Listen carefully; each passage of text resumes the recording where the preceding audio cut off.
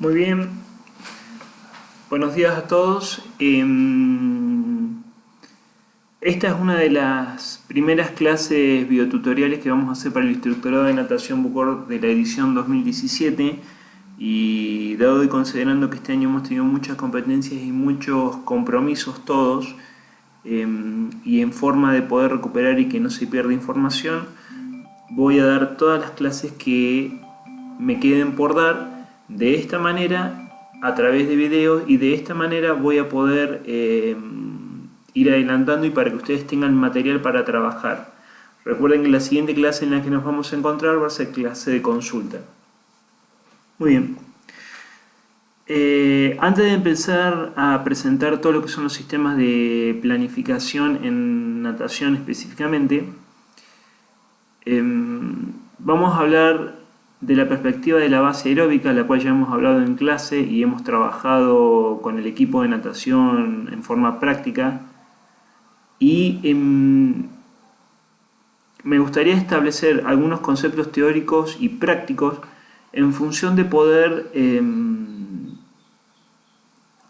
en base a esta información, poder explicar mejor la lógica de planificación.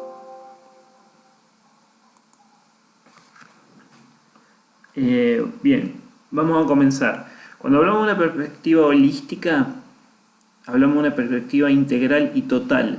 Entonces vamos a definir base aeróbica y vamos a intentar verla desde todas las aristas y cómo afecta desde el pasado hacia el futuro toda la prestación que pueda tener el deportista en el desarrollo de los trabajos específicos de carrera a través de la longevidad deportiva y sobre todo la capacidad que tenga el deportista de poder recuperarse y poder recibir mayor carga. Y también las características individuales siguiendo el principio de la individualidad de cada deportista. Bueno, vamos a empezar definiendo la base aeróbica. Y la base aeróbica podemos decir que es el sistema que afecta a todas las interrelaciones de nuestra vida. ¿En qué sentido? Si nosotros no tuviéramos desarrollado un mecanismo por el cual pudiéramos constantemente producir energía de forma económica, nuestras funciones vitales se acabarían muy rápido y no seríamos capaces de poder realizar mucho trabajo. Entiéndase trabajo la vida de relación, entiéndase como trabajo el movimiento, entiéndase como trabajo el entrenamiento, etcétera, etcétera. Vamos a definir o vamos a rápidamente hablar de los sistemas de energía y podemos decir que el organismo trabaja con 3 sistemas de energía al mismo tiempo, solo que en función a los patrones de carga que ya hemos visto, volumen, intensidad y pausa, hay uno que tiene preponderancia sobre el otro. Estos sistemas de energía son el sistema anaeróbico aláctico o el sistema de la velocidad, el sistema anaeróbico, el cual tiene la característica de consumir muchos hidratos de carbono y por ende como producto final producir ácido láctico y ácido pirúvico, que tiene una fase aeróbica y una fase anaeróbica en función al grado de volumen e intensidad y pausa con la que estemos trabajando, y el sistema aeróbico, que como podemos ver es el engranaje más grande y es el que permite soportar y recuperar los otros 2 sistemas. Cabe destacar que los 3 sistemas, como hemos dicho ya anteriormente, son sinergistas, trabajan entre sí, se alimentan el uno del otro y nunca puede existir uno trabajando exclusivamente sin que los otros estén apoyando.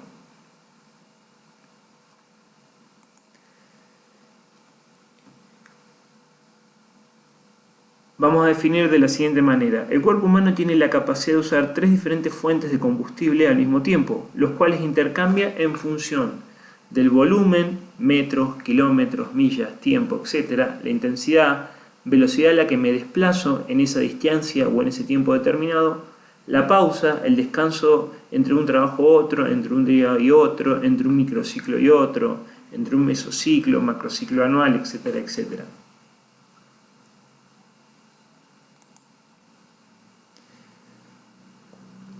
¿Cuáles son estos sistemas? Bueno, ya lo hemos definido, el sistema anaeróbico aláctico, el cual es el más simple y el que mayor calidad tiene, pero tiene un problema. la prestación de energía que puede dar es entre los 6 y los 10 segundos. Entonces es un sistema altamente efectivo en entregar energía, pero muy poco económico a la hora de poder sostenerla en el tiempo.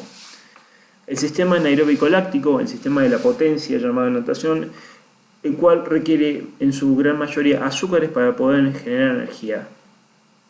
Es menos potente que el primer sistema, pero a diferencia del sistema anaeróbico láctico, puede prestar energía durante más tiempo y por ende me permite sostener una alta calidad de movimiento en condiciones de estrés o en condiciones competitivas durante mucho más tiempo, aproximadamente 30 segundos. Y por último tenemos el sistema aeróbico, que está desde nuestra perspectiva mal interpretado, porque generalmente cuando la gente interpreta aeróbico interpreta desplazarme en forma lenta, lo cual no es verdad. El sistema aeróbico tiene una amplia gama de intensidades dentro de su manifestación que me permite ir desde lo suave hasta lo más fuerte y todavía seguir siendo soportado por todos los combustibles por los cuales este sistema se alimenta. Si lo ponemos en forma gráfica, podemos decir lo siguiente. Nosotros siempre trabajamos con el concepto de pirámide. La pirámide para nosotros es fundamental porque nos permite saber a dónde estamos parados. Entonces, si nosotros podemos observar, el sistema aeróbico es la base de la pirámide que me permite construir los otros dos sistemas hacia arriba. Mientras más amplia sea la base de mi pirámide, más eslabones desde el medio de la pirámide voy a poder construir y por ende más desarrollo va a poder tener la punta. ¿Qué quiero decir con esto? Que un pobre sistema aeróbico o un sistema aeróbico desarrollado a bajas intensidades no me va a poder permitir expresar la máxima potencialidad del sistema anaeróbico y por ende no me va a permitir poder soportar altas intensidades durante mucho tiempo. Si bien el sistema de la velocidad es relativamente independiente en función al perfil genético del deportista y a la manipulación inteligente o no del entrenamiento que se haga, este sistema también se ve afectado en su recuperación por los eslabones más bajos. Por ende, podemos decir que mientras más base y más cuerpo tenga mi pirámide, voy a poder manifestar mucho más veces gestos veloces.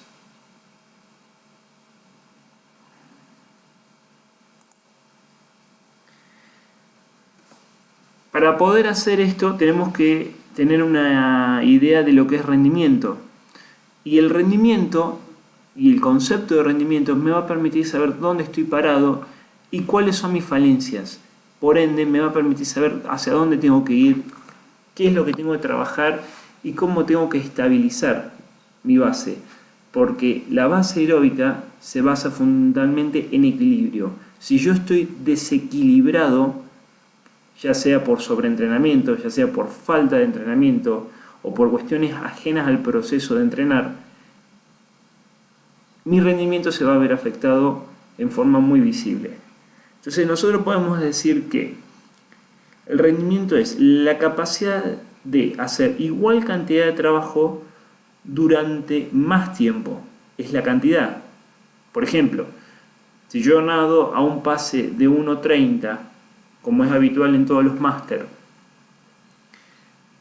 y ese volumen yo lo podía soportar durante 2000 metros, si a fin de año yo ese mismo ritmo puedo soportarlo 3000 metros, tuve una mejora porcentual del 50%, o sea, mejoré 1000 metros. Quiere decir que yo puedo soportar la misma cantidad de trabajo durante más tiempo. Eso hace énfasis en la cantidad. Soportar la misma cantidad de trabajo en menos tiempo, que hace énfasis en la calidad, quiere decir, si yo antes para poder hacer una sesión de 3000 metros tardaba 1 hora y ahora esta sesión la estoy terminando en 45 minutos, quiere decir que tengo la capacidad de poder nadar más rápido. O sea que el mismo volumen lo puedo cumplir en menos tiempo. Si lo puedo cumplir en menos tiempo, mi velocidad de desplazamiento es mayor.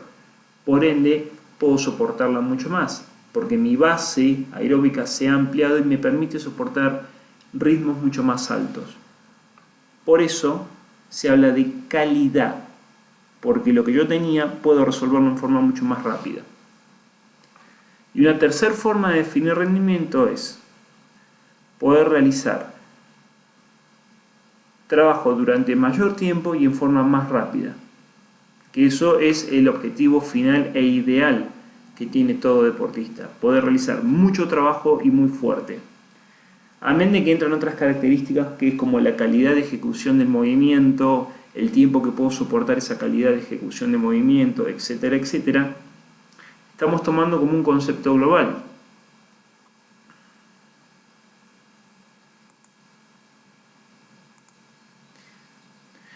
El objetivo de todo entrenamiento es, primero, ejecutar. Si yo no puedo ejecutar un gesto a una velocidad X, automáticamente quedo fuera del juego.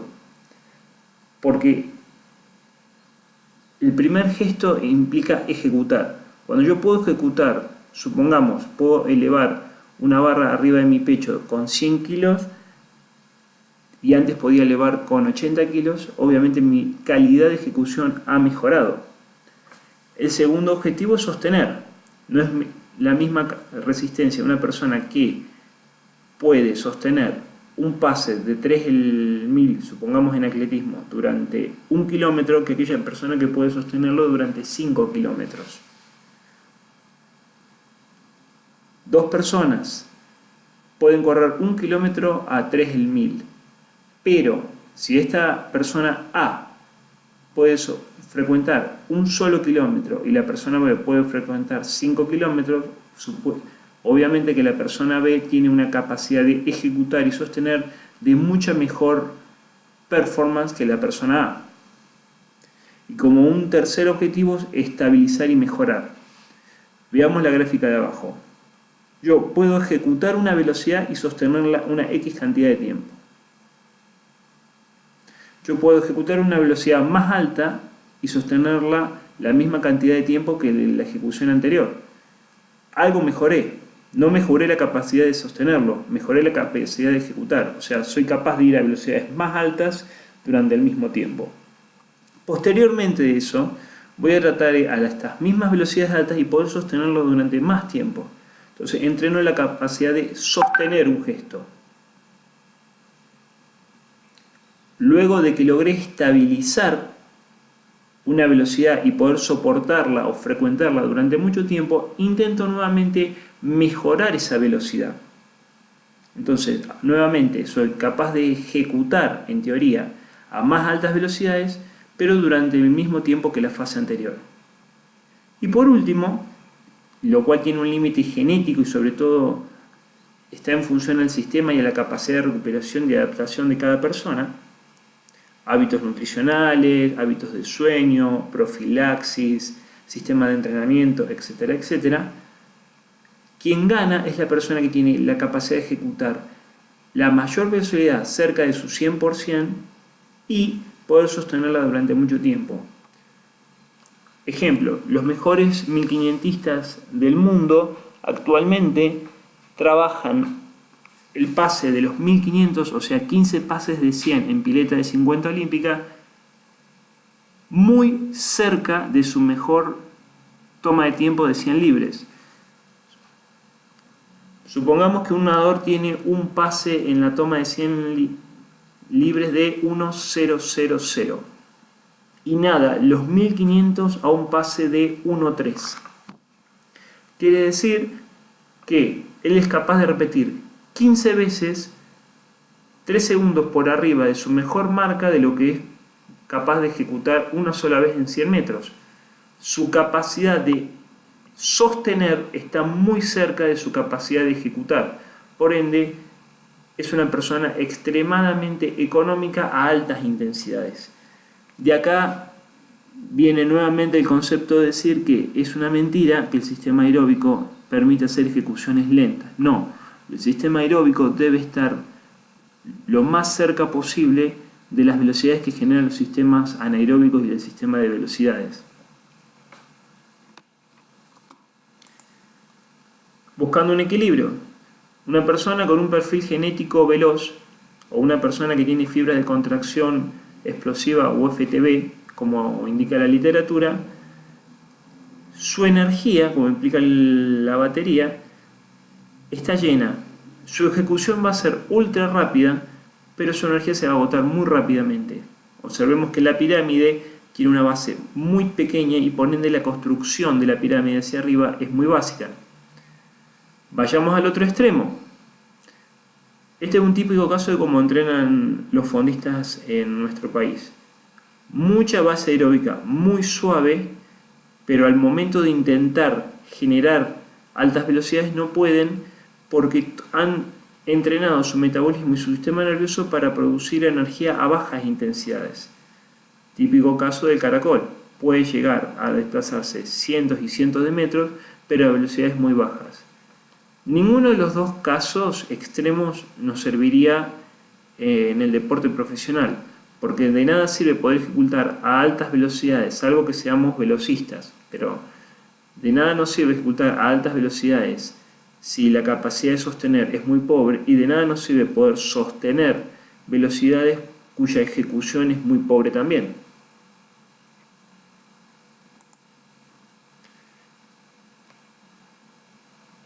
Vamos a hablar del tipo de deportista que podemos llegar a encontrar. Podemos encontrar deportistas que son muy resistentes y poco potentes. Por ejemplo, nuestro deportista, como si volvemos al ejemplo anterior del caracol, puede ejecutar velocidades muy pobres. Vamos a suponer una velocidad pobre, 6.30 a 7 minutos el kilómetro corriendo, pero lo puede sostener durante mucho tiempo, es estable, no hay una variación de la velocidad. ¿Sí? Generalmente este tipo de personas suelen tener bastante éxito en carreras de ultradistancia porque pueden sostener estable una velocidad, si bien es pobre en ejecución, pero son capaces de sostenerla. El problema está cuando esta persona que está acostumbrada a correr a 6 del 1000 pretende luego en una carrera de 42 kilómetros hacer un tiempo, supongamos, final de 3 horas 30. Es imposible por una cuestión extremadamente simple, porque hay un principio en el entrenamiento que dice que no se puede ir a una velocidad que no se frecuenta. Si yo no frecuento romper umbrales de velocidad, si yo no intento forzar la velocidad hacia zonas las que no poseo e intento adquirir, o velocidades que intento poder frecuentar, va a ser muy difícil que en el día de la carrera puedan ejecutarse. Amén de que ahora existen modelos de velocidades muy bajas y muy altas, etcétera, etcétera, este principio aplica para todo tipo de deportista. Por otro lado, podemos encontrar un tipo de deportista que su perfil genético da para fibras explosivas. Entonces, es una persona que va a ser altamente eficiente en ejecutar a altas intensidades en poco tiempo, pero su capacidad de sostener va a ser muy pobre. Entre esto y esto tenemos que encontrar un equilibrio, porque los tres objetivos del entrenamiento, recordemos, son ejecutar, sostener y estabilizar. Tenemos que ser capaces de poder tener una performance durante muchas veces y en varias prestaciones, no solamente en una carrera, sino en varias carreras. Por ende, y ya como vamos a ver más adelante, se requiere mucho tiempo para poder desarrollar una base aeróbica que me permita tener la misma prestación en competencia repetidas veces. Acá estamos hablando en encontrar el equilibrio justo que es individual para cada deportista. Nuestro deportista ideal es aquel que tiene una base aeróbica estable, que tiene una alta capacidad de ejecutar a altas intensidades y puede sostenerlo con variaciones de velocidad muy pequeñas durante mucho tiempo.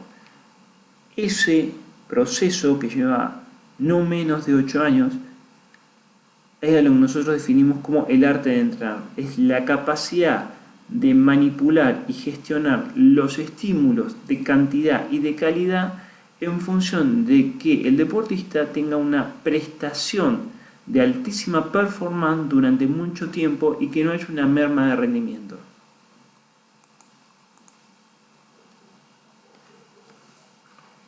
Entonces, la base aeróbica nos va a permitir, punto número 1, poder mantener una cierta intensidad de la carga el mayor tiempo posible.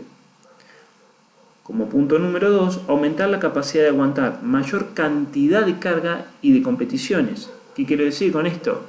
Si antes tenía 3 estímulos a la semana, voy a poder empezar a soportar 4, 5, 6, 10 o 11, como se trabaja en la natación y en cualquier deporte profesional de endurance, y poder frecuentar competiciones muy cerca de mis mejores marcas durante mucho tiempo. Como punto número 3, me va a permitir recuperarme más rápidamente entre las fases de esfuerzo, entre los días, en las semanas, acá me faltó agregar una N, y años.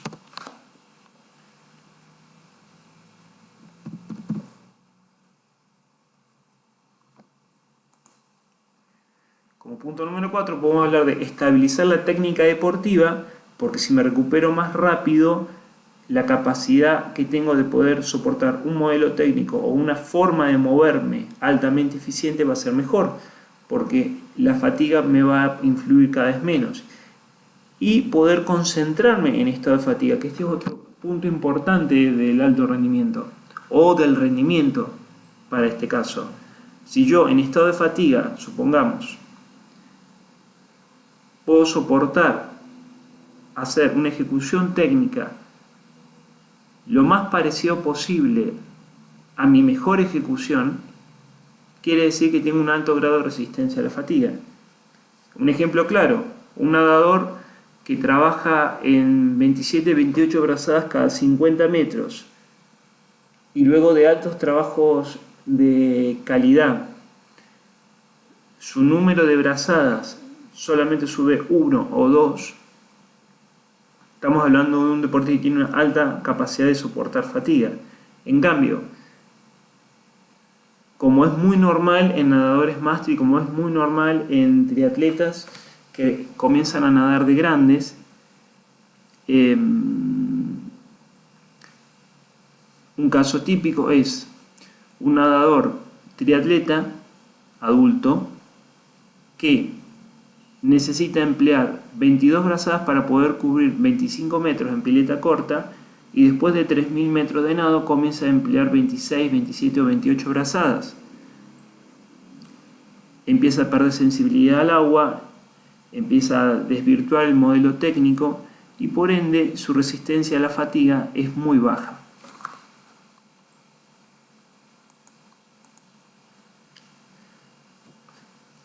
Este concepto sacado del Dr. Philip Maffeston, que es un especialista y un defensor en el desarrollo de la base aeróbica, el cual tiene un libro bastante extenso y desarrollado de cómo el sistema aeróbico debe ser trabajado y cómo afecta a toda nuestra vida y relación, define lo siguiente: la resistencia que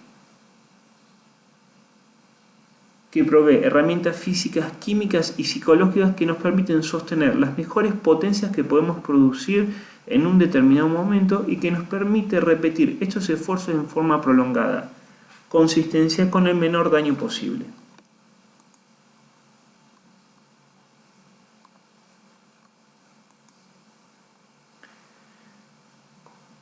Conclusión primordial de todo esto: quien tenga la capacidad de ejecutar altas intensidades y poder sostenerlas el mayor tiempo posible es quien gana.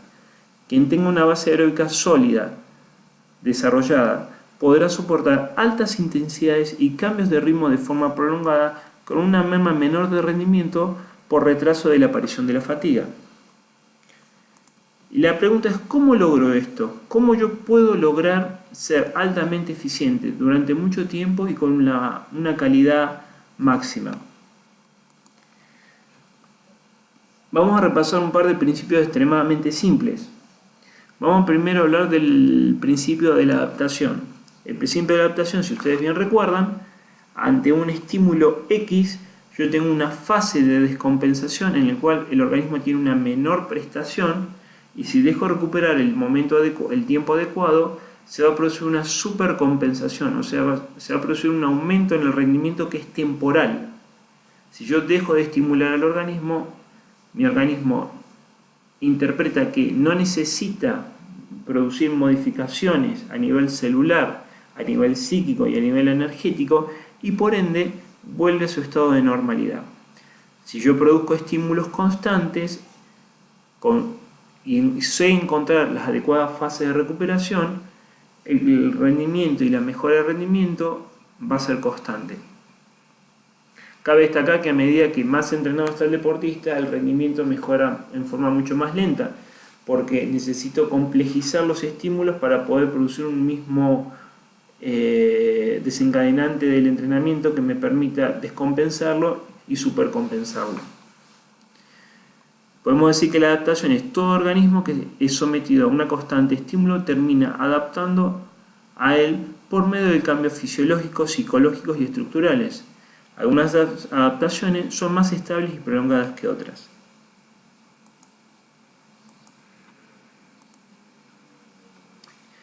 Segundo, tenemos que tomar en cuenta el principio de la sobrecarga. ¿Y qué dice el principio de la sobrecarga? Si yo deseo mejorar la resistencia, la velocidad, la potencia, tengo que generar estímulos que sobrepasen mi nivel actual, mi capacidad actual de prestación. ¿Qué quiero decir? Si yo siempre corro a 6 el 1000 y lo único que hago es sumar kilómetros a 6 el 1000, nunca voy a romper mi umbral de velocidad. Necesito poner estímulos que, por ejemplo, me permitan correr a 5.30, como sea, 10 piques de 1000 metros a 5.30, distancias de 400 metros a velocidad de 5.30, etc. Necesito sobrecargar, poner un estímulo tan fuerte que me obligue a pasar de este estado de normalidad a este estado de normalidad. Necesito sobrecargar el sistema al punto tal que el organismo se sea obligado a tener que readaptarse a las velocidades que yo le estoy pidiendo. Luego tenemos el principio de la progresión. ¿Cómo logro yo la adaptación y la sobrecarga? En forma progresiva. ¿Y qué dice el principio de la progresión básicamente? Yo puedo progresar por cantidad, que es un aumento gradual de los metros, de los kilómetros, de los días de entrenamiento, de las semanas de entrenamiento, de la cantidad de competencias que frecuento, etc. O por la calidad, aumentando los ritmos y las velocidades de desplazamiento. Medianamente como veníamos hablando. En resumen, podemos decir lo siguiente: la base heroica me permite ser consistente en el tiempo y mantener una constante mejora independientemente de la edad que la persona posea. Toda cantidad posee una calidad. ¿Qué quiere decir eso? Que de nada me sirve ir a velocidades más lentas que a la velocidad que soy estable. Volvemos a la persona que corre a 6 minutos el 1000. Si esa persona produce estímulos de 6 minutos 30, de nada le va a servir. Lo largo y extenso a la velocidad que yo puedo desplazarme no debería nunca, salvo por condiciones de fatiga extrema, ser mucho más lentas. Por ende, toda cantidad posee una calidad por la cual yo no puedo ir más abajo que esa calidad y que tiene que ser mejorada constantemente. El objetivo de esta semana es estabilizar 6 el 1000, dentro de 2 semanas tratar de trabajar a 5.50, la siguiente semana tratar de trabajar a 5.45, y así, en función a la capacidad que tenga la persona de absorber carga y poder saber cuánto mejora en segundos por semana, voy a saber cuál va a ser su ritmo de mejora. Y la idea es siempre estar mejorando. Como tercer punto, toda calidad puede aumentar la cantidad siempre que la calidad no se vea afectada. ¿Qué quiero decir con esto? Supongamos que mi deportista que frecuenta 6 el 1000 puede correr 2000 metros a 5.30. Y yo digo, bueno, hoy vamos a tratar de correr 2500 metros a 5.30. Y automáticamente a los 2200 metros la velocidad cae a 6.30. O sea, la fatiga fue tan grande que corre más lento que su velocidad estable aeróbica. Ya no me sirve. Necesito